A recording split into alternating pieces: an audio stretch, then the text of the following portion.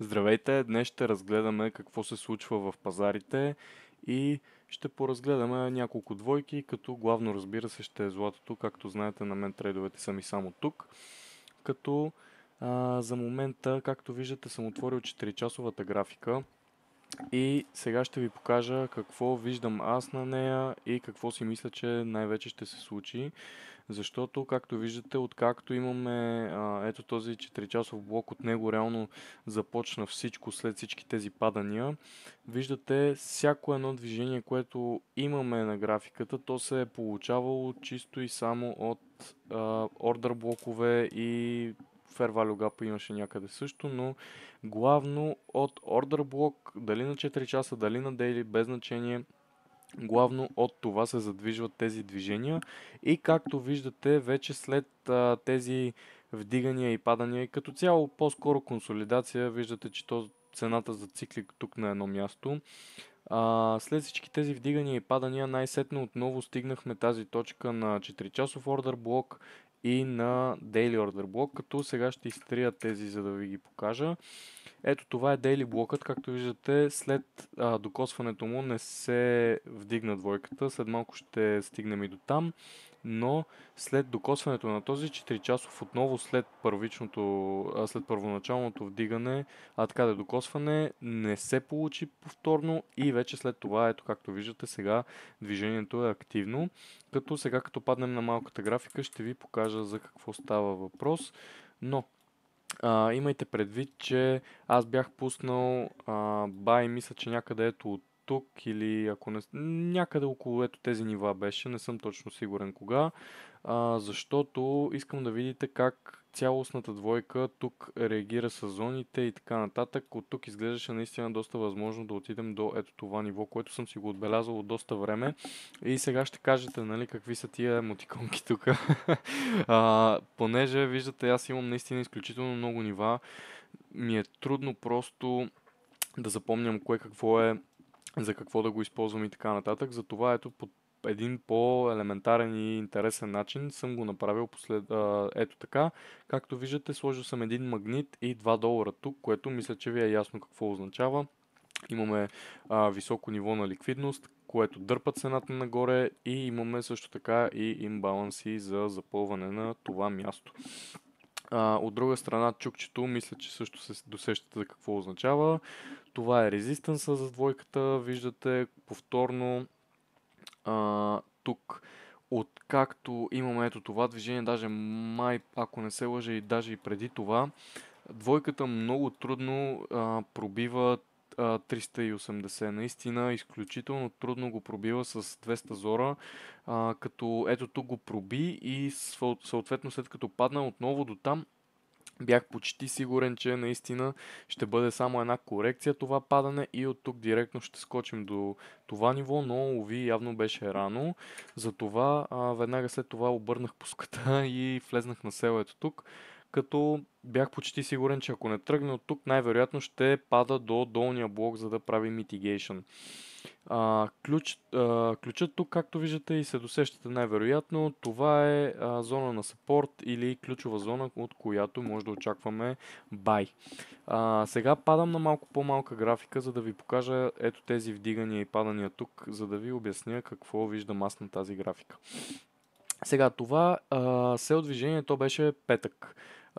Виждате, ето тук беше NFP, като NFP-то започна директно с кендъл надолу, после го върна, но след това се изсипа, за което бях почти сигурен. Наистина бях почти сигурен, че така ще стане, защото многократно така от наблюдаване на тези новини съм забелязал, особено на NFP, че повечето пъти имаме едно вдигане или падане и след това наистина започва самото движение. Ако обаче имаме, нали, силен резултат, директно движението си се получава, няма връщания и така нататък, фейкаути.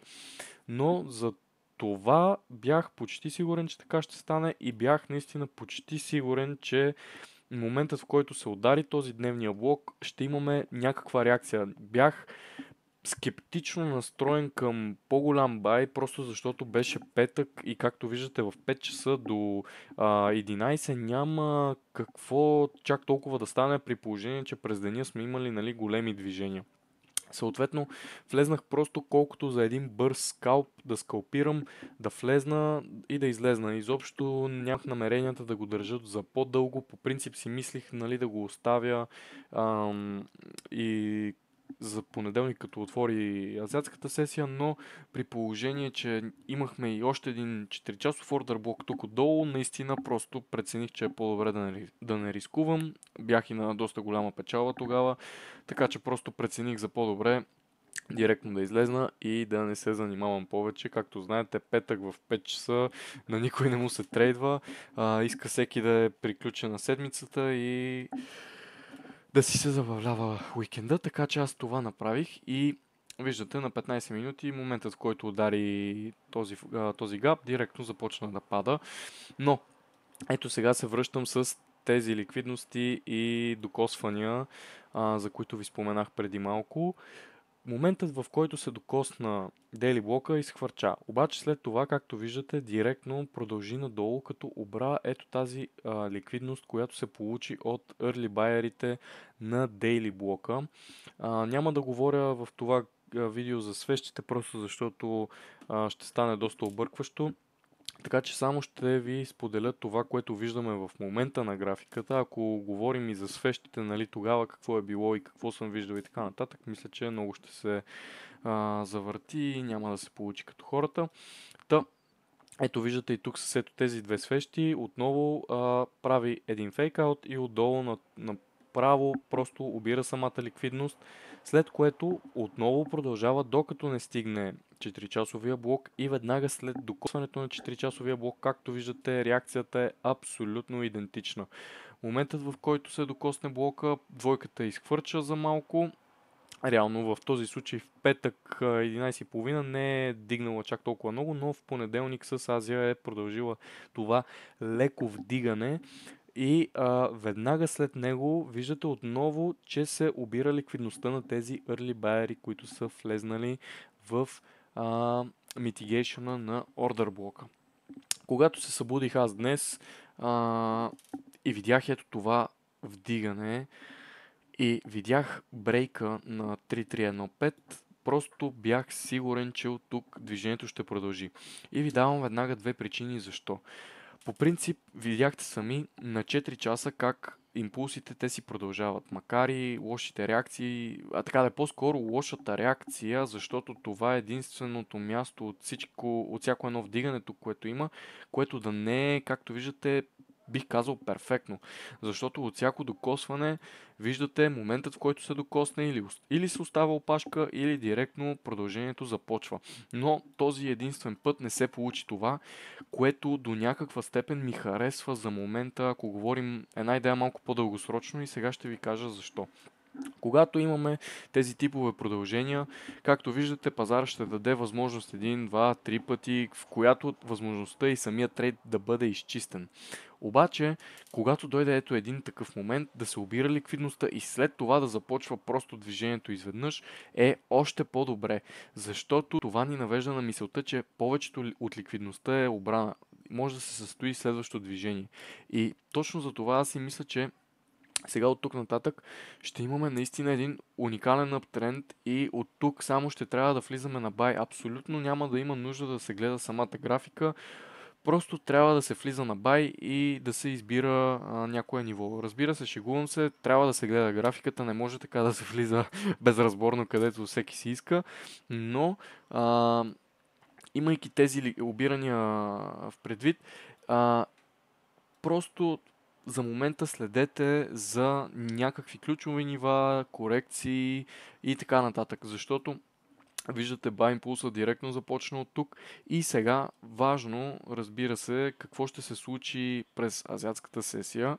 Според мен, аз го виждам последния начин, понеже цял ден днес виждате от сутринта аз съм влезнал в 8 часа в тази позиция и я затворих преди 1 час в 7 часа, което просто е нереално за златото. Наистина, знаете, тук може да станат движения, как се вика, за една, за 2-3 минути, но има и такива случаи, в които просто много се бави самата двойка, докато се случи нещо. Днес беше един от тези дни, но при положение, че имахме банк холидей на 2 или 3 валути, не съм сигурен на колко, пак съм доволен, че като цяло изобщо стана някакъв трейд. Не бях наясно дали ще се получи. Изкарах една голяма част ето тук на 3323, просто защото наистина не ми се рискуваше. Умишлено не сложих стоп на входа, защото просто 3315 е изключително силно ниво, както ви показах преди малко с емотиконката. Бях почти сигурен, че най-вероятно, ако има корекция, ще си продължи оттам отново. Следователно не съм избързвал да слагам този стоп на входа и за това така се получиха нещата толкова добре. В този случай не толкова добре, не, но добре. Наистина, като за понеделник съм доста доволен и това, което търся в момента е следното. Значи, сега, както виждате, направихме тук това движение. На един час изглежда изключително изчистено, като според мен аз си мисля следното нещо. Както виждате, сега имаме един час кендъл, така да е Fair Value Gap тук. 4 часова я няма да го коментирам, защото както виждате ние направо го пробихме, направихме лека реакция надолу, някакви опашки се получиха, няма никакво значение, това изобщо по никакъв начин не ни пречи на uptrend, даже още повече ни помага, защото пазара ни показва, че не уважава тези елементи, но имаме още един имбаланс, който трябва да се запълни, който е ето тук на 4-5, като също така нещо нагоре прави ли ми впечатление? Не мисля, това само да го махна. Така, да, за момента, освен 4-часовия блок тук и така, да, за сега единственото нещо, което според мен със сигурност ще стане, е да се дигне до 4-4 при всички положения, да го филне този имбаланс и вече оттам, нали, ще видим нещо по-различно. Но аз си мисля за сега, за ето този вариант, както виждате сега пада. Най-вероятно, според мен ще се получи нещо подобно на ето това, което имаме ето тук. Евентуално корекцията сега или ще продължи малко по-дълбоко, примерно до и 23 или до някое от тези нива тук, или директно ще си продължи да си се вдига ето така по този начин. Това е за момента, което аз си мисля тук на златото, че ще стане, но за днес приключих с трейдовете, няма да пускам повече, няма да гледам. Вече утре сутринта като стана ще изпратя след обед за Ню Йорк сесията, но за сега предпочитам да не влизам никъде. Относно други двойки, който следи групата, съм изпратил един изключително добър, поне за мен, аз така го виждам, изключително добър и наистина интересен анализ на GBP USD, който според мен ще се състои със сигурност, но след някакъв период от време, както виждате, всяко вдигане, всяко падане и така нататък си има своята корекция и за момента, според мен, ще имаме скоро време наистина едно много голямо падане тук. Много голямо, нали, за двойката не е така да е, по-скоро за двойката е голямо, но за мен не е чак толкова голямо. Виждате, имаме един изключително изчистен аптренд ето тук, но ето тези обирания на годишните върхове, които имаме, са нещото, което ме кара да си мисля, че ще се получи нещо интересно съвсем скоро. Който иска да види по-обстоен анализ, наистина ще го съветвам просто да влезне в канала, да разгледа там какво съм написал. Изключително детайлно съм го направил, така че просто може да влезнете и да го видите сами за себе си. Като тук също така за момента си мисля, понеже го гледам за по-голяма графика, най-вероятно, просто казвам, че според мен ще има поне още едно вдигане преди да започне това падане, което търся. Ако няма това вдигане, така да е, ако го няма това падане, което търся тук, просто тренда директно си продължава тук до ето това ниво. Абсолютно няма даже какво да се коментира, но според мен наистина, ето сега слагаме графиката и фундамента едно към друго. Както знаете и както написах многократно, целта на Тръмп е да сваля долара колкото се може повече в следващото, не всъщност не знам дали години и така нататък, но да кажем в следващите месеци тем подобни. Така че тук като нищо може да нямаме това падане, което аз очаквам да видя, но спрямо анализ наистина би трябвало да се получи някакво малко по-голямо падане. Нали? Не говоря за някакво грандиозно изсипване и така нататък, говоря за някакво напълно очаквано падане за такъв аптренд. Нали? На фона на този аптренд, който имаме, наистина си мисля, че ще го има. Ето това е нещото, което търся. Както виждате, вдигане, корекция. Аз ще търся самата корекция, която според мен ще стигне до тук. Дали ще стигне до там, ще разберем, разбира се. Но за сега оставам с това впечатление, че тук трябва да падаме. Ако все пак тренда си продължи, ще направя и анализ за следващ бай. Нали? Но тук трябва да паднем в някакъв момент. Както виждате, реално, ето тази опашка тук сутринта, като се събудих, много се зачудих, защото като това е напълно избрана зона. В смисъл, това е зона без точни стойности по свещи и така нататък. Така че понякога има такива малки измествания и е напълно възможно, как се вика, още от сега да започне тази корекция, която се търси, но аз наистина бих изчакал още малко, просто защото вижте как този daily блок тук се е сформирал. В момента тази daily свещ все още си е нагоре. Не бих казал, че го виждам толкова много за сел в момента, отколкото за бай. Така че аз тук ще изчакам поне още едно вдигане и най-вероятно тогава ще влезна на сел. Но според мен тази корекция, която търся, е напълно логична и би трябвало да се случи. Относно евро-австралийски долар, бях пуснал също един доста добре описан анализ и както виждате в момента аз бях изпратил ето тези две прогнози. Разбира се, всеки ще каже, нали, в пазара има две посоки, или ще е едната, или ще е другата. Да, обаче когато влезнете да прочетете това, което съм написал, ще разберете защо съм го сложил това. И в момента ето вече не е валидно това, така че го махам. В момента какво наблюдавам? Както виждате, реакциите на 4 часа от това ниво, което съм добавил, виждате сами за сега са наистина положителни. За момента ми прави впечатление, че наистина е възможно от тук да започне едно продължение, както при златото.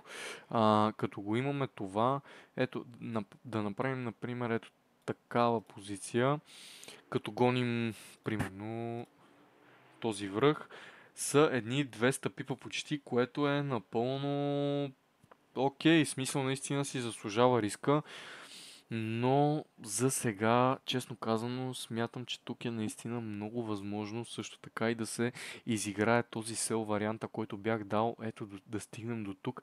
Фундаментална гледна точка от тук не мога да дам, просто защото няма чак такъв набор от информация на австралийския долар. Еврото, разбира се, знаете, там няма много движение, освен ако не са някакви, нали, по-големи новини за лихвен процент и така нататък. Но честно казано, тук повече се влияе техниката. Нямаме чак толкова много графика, отколкото техника. Но виждате сами как затваря самата свещ за момента от ето тази зона, която съм маркирал на 4 часа. Абсолютно добри реакции, наистина хубави реакции се получават. Ето, виждате с самите свещи и опашките, които се случват тук от малката графика. Така че, ето сега, даже направо аз мисля да влезна, защото имам предчувствието тук, че най-вероятно ще се получи това движение. Не толкова до графика, колкото до предчувствие тук в момента. Защото, както виждахте, аз бях сложил два варианта, ето, нали, додолу до тук или догоре до горе. Като догоре бях сложил ето този таргет, нали, то тук може да си се разграничи самата позиция и да стане по-голям таргета, но искам да видите, нали, на дейли имаме едно огромно вдигане, след това едно супер продължително и бавно падане и една консолидация. Според мен тук ще има вдигане. Дали ще е от тук или дали ще е от някъде другаде, не е ясно, но най-вероятно казвам само, ще го видим това вдигане в един момент. Като разбира се, ако тук имаме вдигане, най-вероятно и на евро-долара ще се получи по същия начин. Така че за сега ще изчакам до утре. Нали, аз веднага казах, ще влизам и така нататък, но ще изчакам до утре да видя азиатската сесия какво е подготвила за мен и най-вероятно ще влезна в тази позиция. Като, както виждате, стопа е минимален, наистина няма за къде повече да се слага по-голям. Евентуално бих казал, че може да се увеличи ето така, но и това е безмислено, защото то от тук, ако не се получи самото вдигане, нали, ако изобщо не тръгне от тук самото вдигане, няма защо да тръгне отдолу. А ако тръгне да обира ликвидностите, директно според мен ще си отиде додолу. Имаме наистина достатъчно събрана ликвидност, както от интернал страната, така и от екстернал, така че тук тръгне ли на някоя посока, натам ще си продължи. Нека така да го кажа. И отново искам да видите абсолютно същия сценарий като при златото. Първото докосване от 4-часовия блок, вдигане, падане, обиране на ликвидността, отново един импулс нагоре, но отново след това импулс надолу, което обира тази ликвидност. Нали, в този случай тук самото падане, както виждате, е малко по-задвижено от самия Uptrend Consolidation, който имаме, нали, като един вид като ретест и продължение надолу, но тук според мен ще продължи. Не съм сигурен, но наистина ми изглеждат доста добре и доста възможно да се получи. Така че това е за мен. В момента тези три двойки ги следя, другите наистина няма много какво да кажа по тях, спрямо това, което виждам. Швейцарски франк и йен, по-скоро йените като цяло изобщо вече не им обръщам почти никакво внимание. Който ме следи от по-дълго време знае, че аз обожавах йените. Наистина на мен двете ми двойки, които търгувах най-много бяха златото и паунд йен. Но откакто имахме ето това падане лятото, даже аз тогава бях и на Steam, от тогава до момента за мен йените са абсолютно, как да го кажа, абсолютно за букука. Наистина просто за букука. Не го казвам с лошо. Всеки си има стил на трейдинг, нали? За някои може да са добри, за някои може и да са зле. За мен не стават чисто поради самите движения, които се получават. Те са много дълги, нали? Както виждате, за 4 часа примерно се получава това движение. Факт, голямо движение, почти 400 пипа, нали? Но базата, на която се получават повечето от тях, не ми харесва, не се търгува йената, както се търгуваше през годините. Говоря специално за паунд и йен в момента, аз на повечето други йени не съм им обръщал толкова внимание, но за паунд и йената специално мога да ви кажа, че наистина тук просто се промениха самите движения. Факт, има някои моменти, в които се получават доста добре, но за мен не си заслужава да се търгуват. И ето, примерно, вижте, да кажем сега, ето това тук беше изключително изчистено. Виждате, нали, имаме така да даунтренд консолидация, брейкаут, корекция, обиране на ликвидността, след това продължение и след това продължение директно имаме mitigation с зоната и оттам директно само нагоре, но ви уверявам, че това вдигане се е получило заради някакви новини и съм почти сигурен, че е така. Нали, почти съм сигурен. Това е другото нещо, което не ми харесва тук вече. Виждате, реално преди така да е по-скоро след или преди, няма никакво значение. След някакво движение имаме изключително много консолидация, която става за скалпинг. Наистина окей е за скалпиране. В някои моменти, ето примерно вижте, тук се получи един окей скалп. Обаче за мен, ако ще правя такива сделки, по-добре да си рискувам на златото, където съм отделил наистина много повече време и знам по-добре как се случват нещата, отколкото тук. И там, разбира се, ще хвана доста повече пипове в сравнение с паунтиената. Не казвам, че не прави и тук наистина доста големи движения, но златото със сигурност няма база за сравнение дори с паунтиената. и като цяло другите иени. Та това е, което не ми харесва тук. Виждате, повечето движения те реално стават на базата на новини и вече след това каквото стане, стане. Повечето пъти си консолидира и така нататък. Не ми харесва на мен. Това не е моят тип трейдинг. За тази изобщо няма да коментирам тук. Много ме ядосва тази двойка от последно време. И GBP NZD, между другото, началото на годината започнах повече да я гледам, защото ми изглежда като една интересна двойка, просто защото виждате тя от години наред, айде не години, от една година напред, вече си движи в един uptrend канал, който няма счупване и ми стана наистина интересна двойка. Виждате, едно движение съм хванал и едно съм пропуснал, но от тези две движения до момента тук не виждам нищо. Освен леки скалпове, друго тук за сега не ми прави впечатление. Ето и примерно и тук повечето движения стават през азиатската сесия. Това е другото нещо. В смисъл, има някои байове, които стават, но ето примерно вижте, баят, който аз съм търсил през деня е бил просто Stop Loss Hunt и през Азия се получава движението, което търся. Нали? На мен Take Profit ми беше някъде точно тук. Така че и нея не я гледам вече толкова много, но златото, както знаете всички спрямо моето мнение, за сега си остава просто абсолютен цар. Така че това е за мен за момента пазарите, нали, тези три двойки, които ви показах. Другите не им обръщам внимание, индексите няма да ги коментирам сега. Така че ако искате се възползвайте, нали, от това, което ви казвам. Ако искате оставете пък някой коментар да поспорим малко, ако не сте съгласни и така нататък.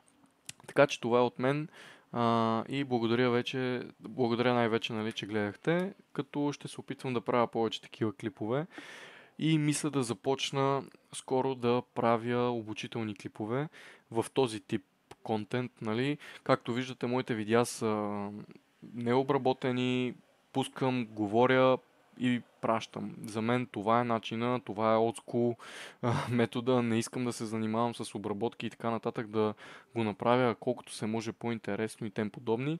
За мен моя YouTube канал се използва от хора и се гледа от хора, които се интересуват от тази сфера и наистина са сериозни, защото повечето, нали, млади, възрастни и така нататък изобщо не могат да отделят, как се вика, 30 минути без да слушат, без нещо да правят друго. Аз искам всеки, който гледа, да му е интересно, да иска да се научи и просто да има една графика и един човек зад микрофона, който да говори и да обяснява какво вижда и така нататък. Така че моите клипове няма да се променят. Това ще е типът клип всеки път, който ще пускам, ако ще пускам.